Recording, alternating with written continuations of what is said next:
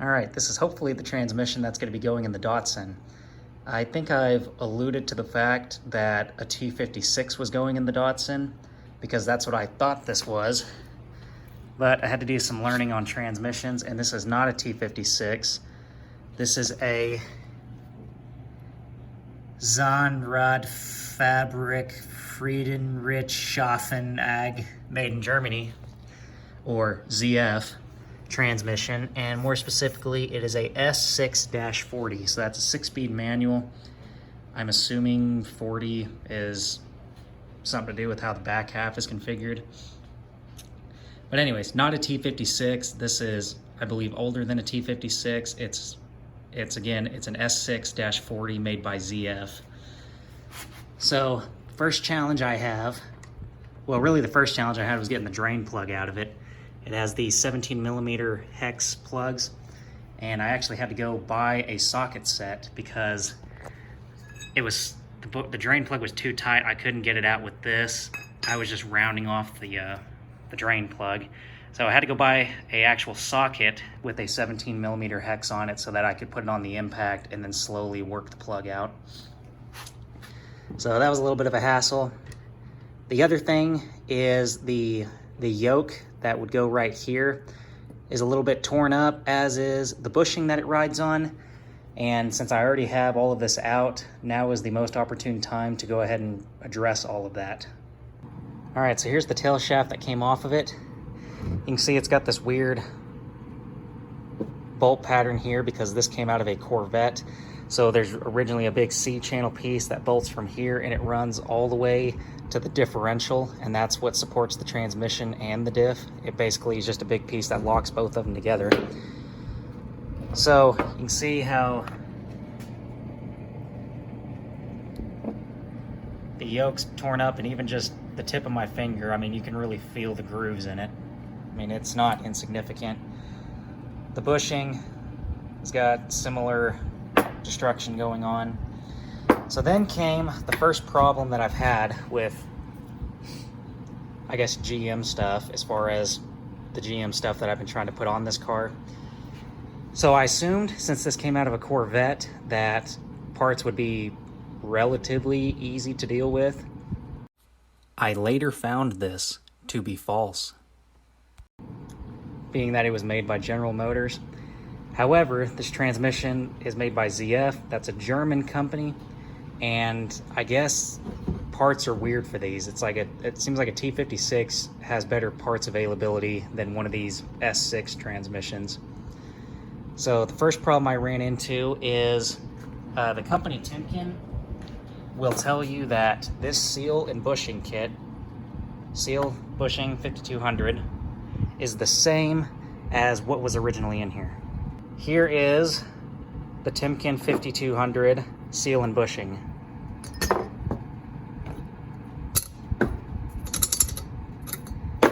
Obviously completely wrong.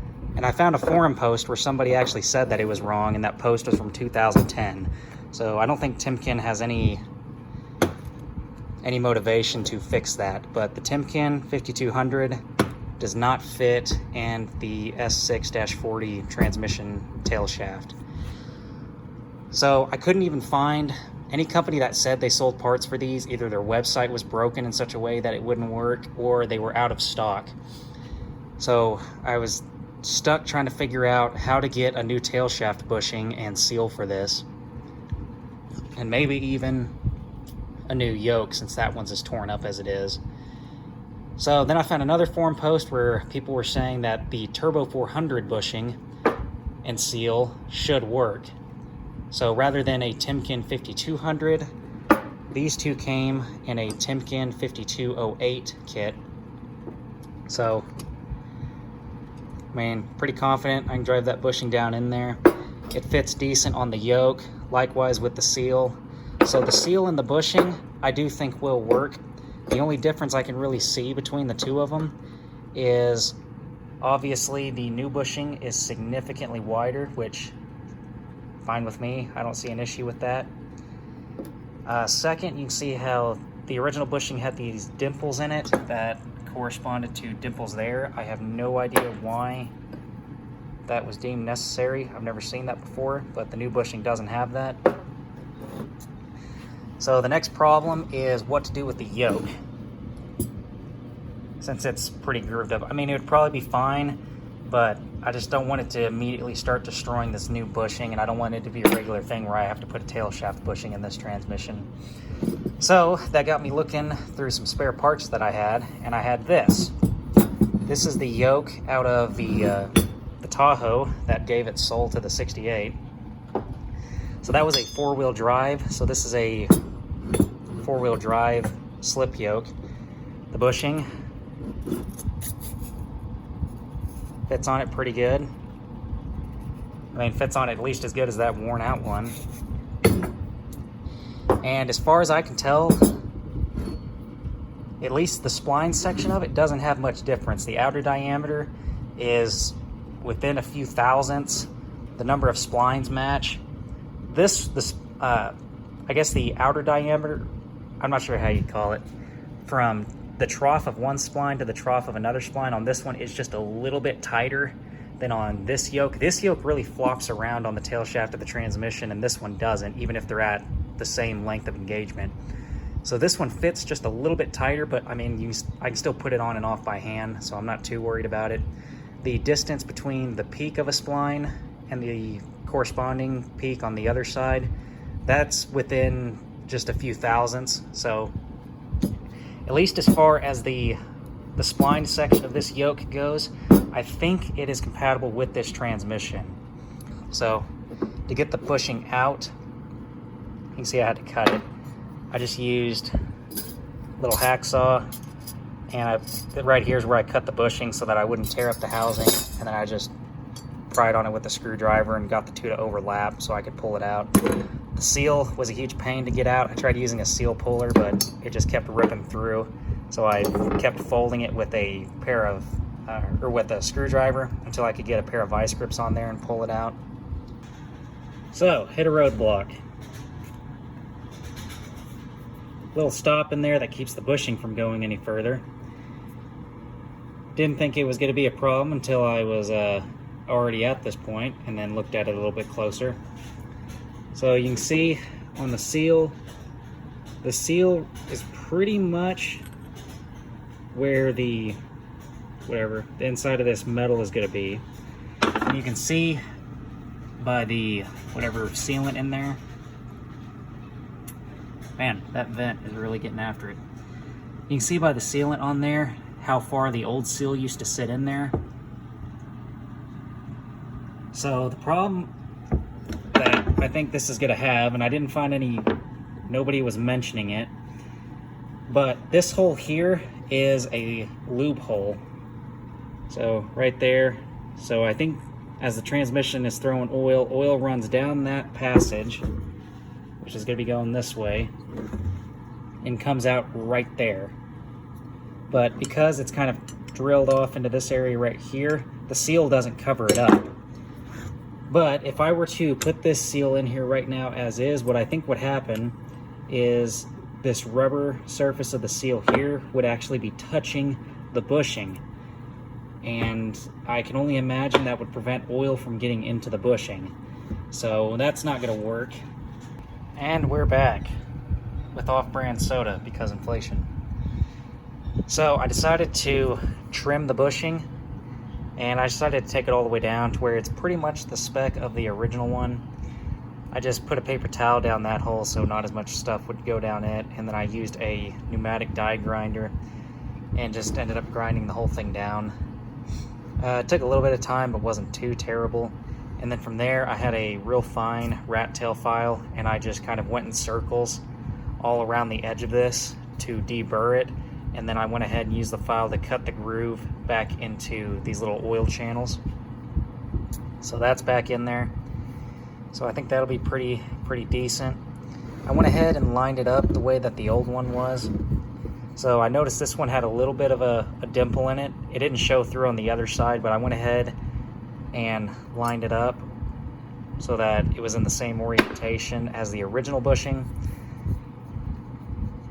And then I hosed everything down with carb cleaner, blew it all out with compressed air, so it should all be clean and good. So now we can get back to putting the seal in it.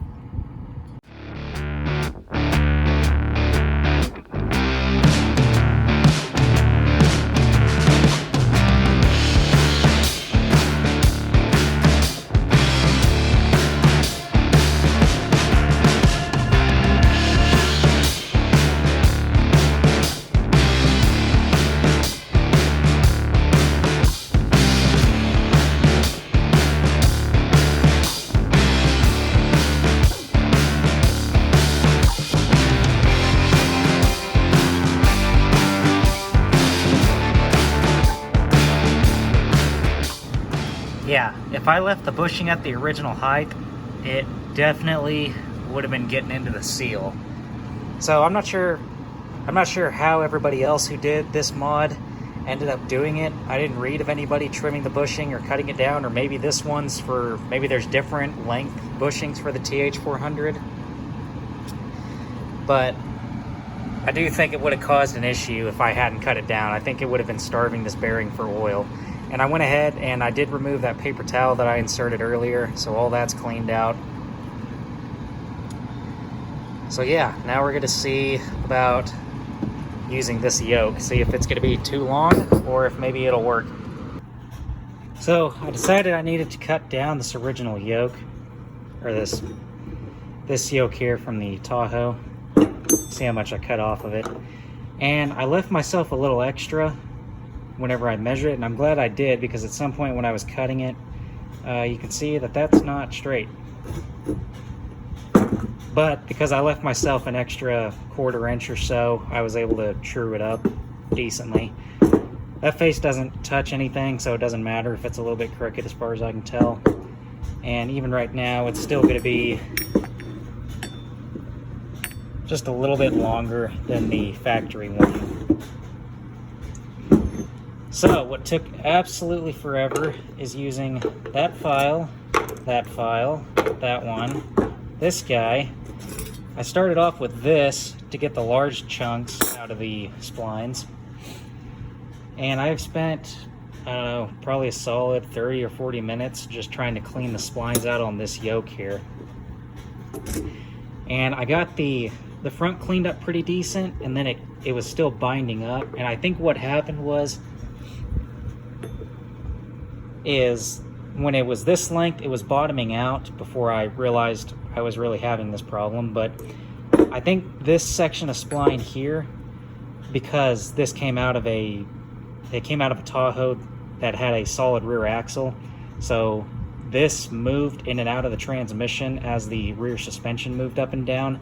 And I think because of that, it wore down this section of spline a little bit, which is why it fit good. Once I cut that off and I was trying to get it to engage with this section of spline back here that really had never rode on a shaft. Let's come up with a better way of saying that. This section here doesn't have any wear on it. We'll go with that. So because of that, I could get it slid onto about here, and then it would start really binding up. So the splines on this must not be the same spec as these, but again, I just used this guy. I worked it all the way down there in the middle of the groove. I don't think I used that one that much. I used this guy a little bit just to try and open the splines up just a hair, but I think it was this guy making the splines a little bit deeper. Oh, forgot this guy. Also used this guy in there just to try and knock the tops of them down just a little bit. So that seems to be decent enough that I don't feel like I need to mess with it anymore. There's a few positions where it really binds up, but I'll just have to remember that when I put the drive shaft in the car. Just keep spinning it around until it goes on super easy. And this must be some hard steel. My goodness. I used a cutoff wheel on a chop saw, and no kidding, I had probably 15 minutes in slowly trying to cut my way through this. I mean, that has got to be some high-grade metal. I mean, that disc was hardly even touching it. So that took forever. But now that I got that figured out, here is how we're going to make the U-joint work, because here is the one out of... So this is a U-joint cap out of the Corvette. So, decent fit there. However, different size U-joint. Thankfully, past me thought of this. Not for this car, but for the 68, because whenever we were putting the 68 together, I was like, oh, I'll use this, and I'll use the factory drive shaft, and everything will be good. And then I realized, what I realized here is that the U-joint caps are different. So I bought this conversion U-joint here, and then I found out that essentially I thought I had wasted my money because this large diameter yoke doesn't fit in a two-wheel drive 4L60E, so I couldn't use it. So this has just been sitting in my parts box for 6 or 7 years now, and it is a Nipco 3-3130 HD, made in USA. Isn't that something? I don't see any other specs on it. Anything that's legible, at least. So, these pair of caps are for this yoke, but then these other two caps are the same. I think it's like a 1310, which is what the Corvette's original U-joints are. So I can use this conversion U-joint that I've had sitting around forever with this yoke, and then connect this end to the Corvette drive shaft. So it's kind of a hodgepodge thing, but I get to use some stuff that really didn't have a future otherwise, so I think that's kind of cool. Two things of note with this little tail shaft is the bolt that goes in this hole right here is short. It's the only bolt that's a different length for some reason. All the other ones are going to be the same length, and I already put it back in here, but there's this shim that you can see spinning. When I took all this apart, the shim fell out, and you just want to make sure to put it back in there. Otherwise there's going to be nothing to keep this shaft from moving around, and that'll probably be a bad day for the transmission. So shim's back in there. Got to make sure and put the short bolt there, and then we'll torque all this back together.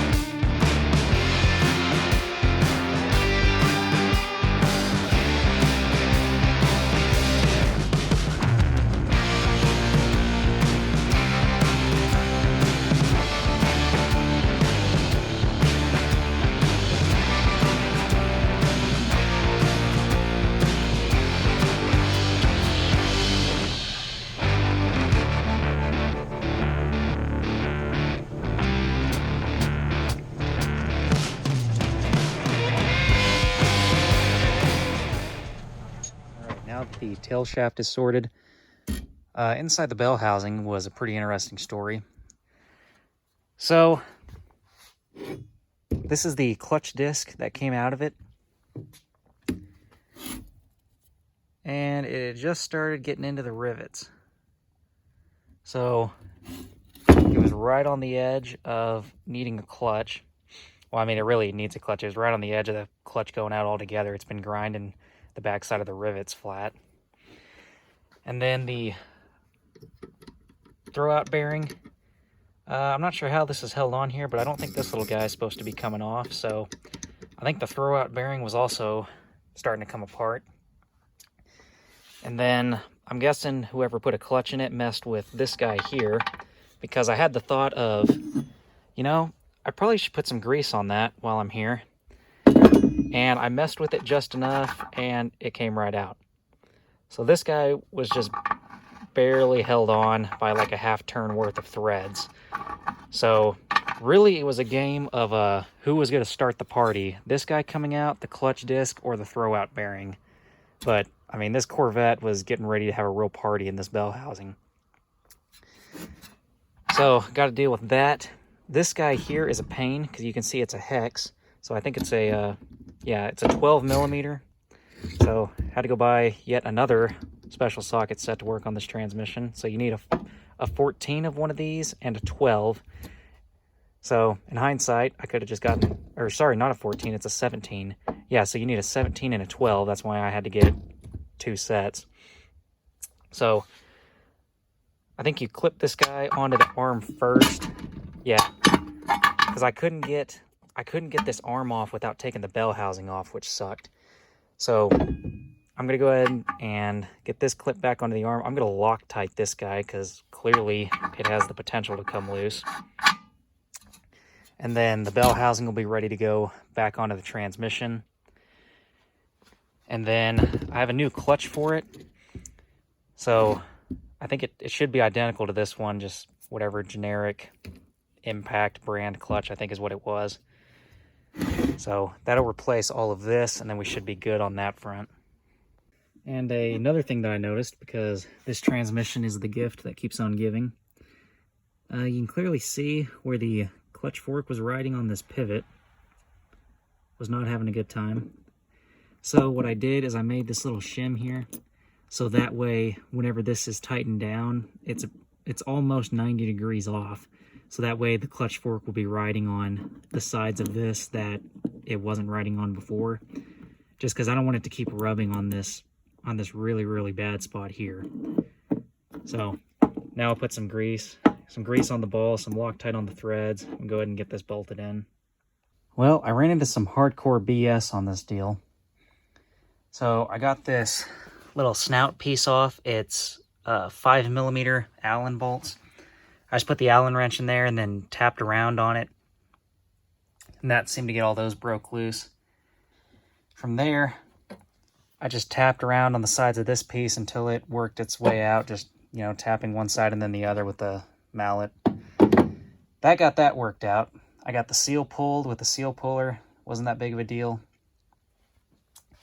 I just clipped the seal puller in it and then stood on this side. I put it on a foam mat so I could stand on it without tearing it up. And then got the seal puller clipped in there and just hit the seal puller with the hammer a few times and started working the seal out. Wasn't that big of a deal. What I have found, though, is this seal is installed wrong. The direction is right, but I don't think you're supposed to bottom the seal out in the housing like you would literally any other thing that I've seen that has a seal. Because it occurred to me after I got this one in that it was really easy to hook the seal puller onto the old seal. And I kind of mocked it up, the seal puller in there now, and I can't really clip onto this seal like I did the other one. So I put some grease on this. You can see right on the sealing surface I put a bunch of grease. And note, all that grease is still on the sealing surface of this seal. Meaning, when I reinstalled this just now, it didn't actually get where it was supposed to be. You can see there's a little bit of grease